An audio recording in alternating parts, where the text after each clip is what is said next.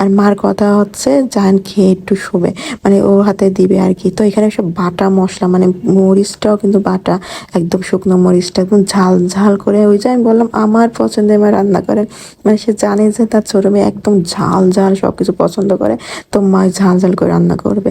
আর বারবার আমাকে বলতেছে কিন্তু নানু ভাই যেন না ঘুমায়, ও খাবে রাতের বেলা একটু খেয়ে তারপর তো মশলাটার ভিতরে এই যে মুরগিটা সুন্দর করে দিয়ে দিল, এটা খুব সুন্দরভাবে মাখা মাখা, মানে একদম ভাজা ভাজা করে নেবে। আর আমি একটু আসলাম, যেহেতু আমি রান্নাঘরে আসিনি, আমি যেহেতু রান্না করিনি, আর এই যে আমি একটু নাড়ানাড়ি করতেছিলাম, তো মার সাথে সাথে আর কি। মা রান্নাঘরে থাকলে আমাকে একটু আসতেই হয়, মানে এটা মার সাথে আমার খুব ভালো লাগে, এটা ছোটোর থেকে আমার অভ্যাস। আগে যখন মা রান্না করতো চুলাতে, তো আমিও এরকম মার কাছে কাছে বসে থাকতাম। আসলে তখন তো আর ব্লগ করতাম না, যদি করতাম তো অনেক কিছু দেখাতে পারতাম যে মা কত সুন্দর সুন্দর রান্না করে।